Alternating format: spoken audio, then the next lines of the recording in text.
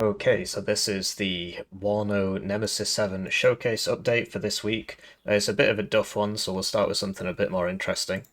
Somebody was attacking the Eugen servers. So a lot of people were complaining about getting disconnected. I got disconnected from a game as well, but I'm not sure if that was a problem on my end or the server issues. And basically, yeah, hello commanders, we've recently experienced a series of disruptive activities targeting our services. So, people are attacking they hate the RT rework so much. Been DDoSing the servers apparently. Oh, well, DDoS is a form of attack. It might not have specifically been that, but it's the most common one. Basically, if you have a server, basically the internet is tubes, right? The internet is tubes, and only so much water can go down the water tube to the server, right? So, each of us is like a drop of water, and just bear with me, right? And so, you're trying to communicate with the server, you're putting a little bit of water in that pipe and it's fine, but the pipe's only so big. So what you do is you flood the pipe with just like duff requests, like requests that don't mean anything, and that saturates the pipe, and then your water can't get in the pipe. That's what a DDoS is. There's going to be some very angry people in the comments, but that's more or less how it works. Anyway, there's other ways of doing it, right? You can actually just hack the server, right? But the internet is tubes. That's the takeaway there. We've been working closely with our hosting provider to address the situation and have implemented additional security measures. Things should now be back to normal. It seemed to have affected 10v10 more than anything else because they're actually on dedicated servers, whereas 1v1 is peer-to-peer, unless you activate spectate in the lobby. So, as is often the case in these situations, it can become a continuous back and forth, and we remain fully engaged in handling it. We take these matters very seriously and are committed to maintaining a stable and fair experience for all players. Thank you for your understanding and continued support. So, yeah, it's a shame that people have nothing better to do than to, hack game servers or, try and take down game servers, but there it is. The other bit of news is that they're doing a quick survey on the ranked map preferences. So I spoke about this last time, which was like 6 months ago. Essentially, what happens currently is like once every like 6 months they have a new season. Which there's only two seasons in France: Christmas holidays and summer holidays. So I understand why they might think of things in that way. Anyway, we would vote for the maps, and then like it was like 12 maps out of about 20 something. So half of the maps you can't play in ranked for like 6 months. And I appreciate that some of the maps are imbalanced, right? But some of the maps in the pool are imbalanced. Vertigo probably being the obvious one. Most of the imbalanced ones get voted out, so that's an advantage. But yeah, my preference would be for all maps to be in rotation. And if a map is bad, like you could petition them to fix it, and then in a bit they'll fix it. Like there are fixes coming for some of the maps. Some of the maps have been fixed recently. I should probably open up Warno. Death Row recently had one of its zones expanded, as did Two Ways had one of its zones shrank, and that really helped. But the thing is that, and there's more on the way, which I can't talk about yet. But the thing is that those maps aren't in the pool, so you don't notice, right? So they are fixing these maps, but then you only get to check them again once every 6 months, right? That's not ideal. So I first, and I'll link to this. You can obviously, I'm not going to tell you what to vote for, but as you can see, I've voted for all eligible 1v1 maps because the current system, I play a lot of ranked, right? Here I am. That's since January 10th. So, I play a couple games of ranked a day, something like that. And to only have 12 maps out of the 20 that are in the game, like they're in the game, I just can't play them in ranked, right? Um, I just think that's dumb. So, so I think it's cooler to have access to all the maps. And if there's a map you don't like, well, the more maps are in the pool, the less chance you have of getting the map. You have like a 1 in 24 or whatever chance of getting that map that you don't like. So for me, it would be Creeder. So that's why I voted for this one. The other options are Eugen selects the rotation themselves, which I don't really see what problem that solves, because, well, then, they're just gonna pick maps that, Wait, how would that be better than this? Because here, people are voting out maps that the majority of people don't like. But here, that's just, they have to guess what maps people don't like, or maybe leave some of them in just cause. Doesn't make any sense to me. And a smaller pool update frequently, well, then that means, I'm stuck playing Vertigo for like a month because there's whatever 10, it doesn't matter how big the pool is, it would be smaller than 12. Let's say it's 6. I don't know. Then you're stuck playing maps you don't like for a month, and then the next month maybe it's better. So the way I see it, I think it should be all eligible 1v1 maps. A lot of people, because you can sort of talk here, and a lot of people say the same things. Oh look, that was the one. that was. Oh wait, you couldn't see that because I had Warno open. I'm gonna have to do some editing. Right. Anyway, this is the one I wanted to talk about. Vertigo Duel is getting fixed. That's probably the biggest piece of news. Vertigo Duel is getting fixed. So the issue with Vertigo at the moment, and obviously I've been complaining about this for donkey's years, but there's various reasons why this hasn't happened earlier, and not, I wouldn't say Eugen is to blame. It's mainly because whenever somebody says, "Hey, can you fix this?" you get a bunch of people coming out of the woodwork and saying, "Oh, fix this while you're at it, fix this while you're at it, fix this while you're at it," and then nothing happens. Because, how can they take that feedback? Anyway, on this map, everybody plays down this lane because this is where the zones are. And it used to be that this zone was here and this zone was here. And we said, "Can you add zones to this side?" And I guess that got misinterpreted, and they just moved this one there, moved this one there, because you see, if the zones are on this side, it makes sense to only play around here because, 2, 3, 4, 5, 6 points available here, 2 available here. There's 3 times more points available on this axis, so everybody wants to fight for this because, well, you can't afford to lose your 2-pointer. And once you take these, you can't really go anywhere. I mean, you can come down here and put somebody there and like try and snipe things, right? But it's not practical, really. I mean, you can do it. I have done it, but generally, people go for the zones. And so if there's no zone here, yeah. So that was the request: add a zone here, add a zone here. So they are fixing them. So how cool is that? That should probably be the. I already made the thumbnail. The thumbnail is some chud saying nothing ever happens, but this is actually a big deal. So, so yeah, he posted that, and so they are starting to make an attempt to fix the other ones. The other one was Death Row that got fixed last patch, but you can't tell because it's like this is in your version of the. Which one is it? There's like multiple Death Rows. It's like Death Row Duel, or which one is it? Oh, it's this one, yeah. So Death Row's been the most changed map because it was the first map in the game. Anyway, on this side, the side I'm currently on, it was very unfair that this zone went to here, like where I've got it selected there. So you would have to hide behind this one house or in these trees where they could definitely see you and just get artied. Now the zone extends to here, so you've actually got a fighting chance. So that's good. I mean, the map is always going to be kind of a narrow map with. There used to be a lot more cover here, like there used to be trees there, but that was removed separately a long time ago. And it has been a long time. But yeah, that makes it a lot more fair. The other one was 2 ways, which was because the game launched with 2 ways and Death Row, and we had a tournament where there was only 30 US and 79 Y. So this zone. So if you're on this side over here, your town here is bigger than your town here. And so that's kind of unfortunate. But basically, this zone used to extend to this forest and these front buildings. It was just a square, so it like covered it up to about there, roughly. I mean, I can't get it quite right, but it was like that.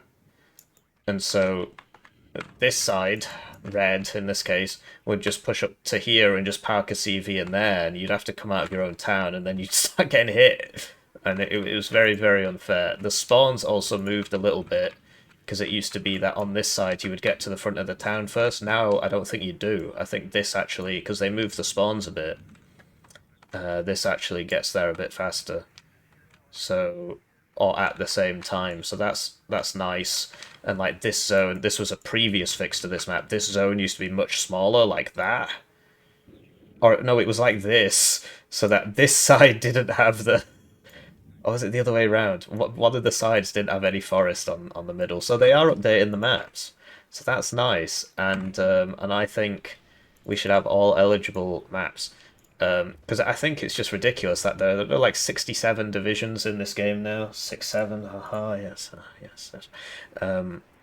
Which means that there's 67 times 67 possible matchups, because that's how it works. 4,489 in a 1v1.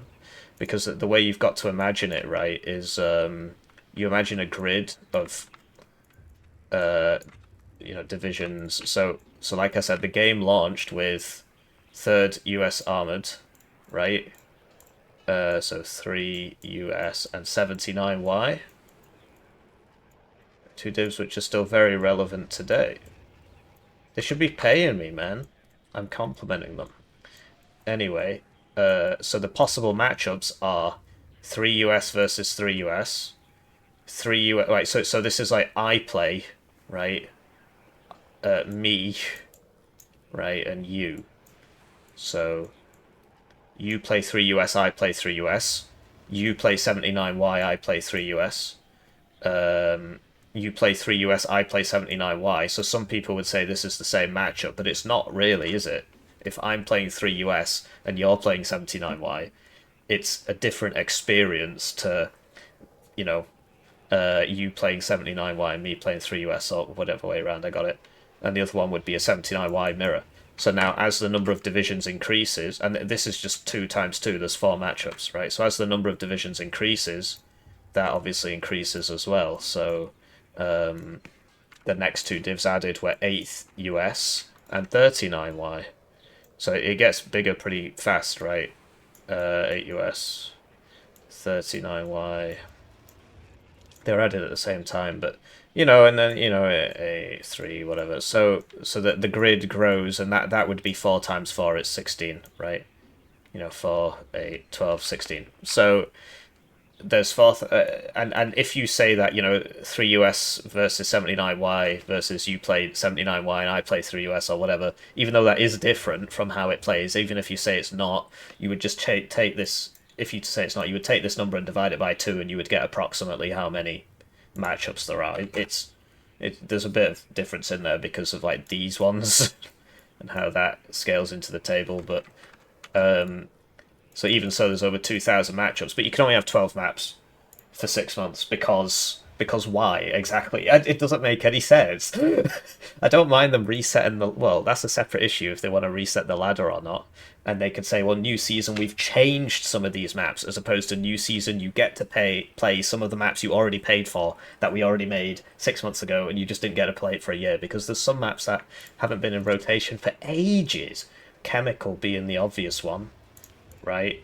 Probably because a lot of people don't like it, but if enough people don't like it, you can get it changed, and basically this big zone here would probably have to get a little bit smaller. Honestly, the map wasn't so bad. So yeah, do vote, and vote for whichever one you want, as long as it agrees with me, and hopefully these attacks on the servers stop. Anyway, we can finally get to the dev blog. So we're back to Nemesis 7 here, which is, and I've got like full readouts of those two because they went through them in excruciating detail. One of them's Paris, French de Zone de Defense Paris, and one of them's Don 100, which is like a Soviet security division in the south. So, yeah, in Nemesis 7, you get to lead an arsenal of new units to battle from the Guards Républicains. So that's the Republican Guard of France, I guess. Broussard MH1521 recon planes. I assume that's this thing down here. It might not be. Gigan from Battlefield 3. That guy looks like Netanyahu. And the MSC prototype, which is the Leclerc, the Proto Leclerc, which is this one down here. The MVD security infantry, so they get like shotguns and stuff. Or it might be the Oman that get the shotguns. They also get a tank with APS, like another tank with APS, I think. Is that this DLC or is that the other one?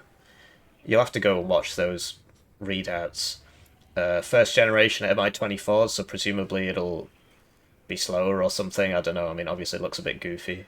And the MiG-29S, so the new strongest fighter in the game. It's funny how that keeps happening, isn't it? So that'll probably have, like, even more ECM or whatever. So here's some nice box art. So that's one of these.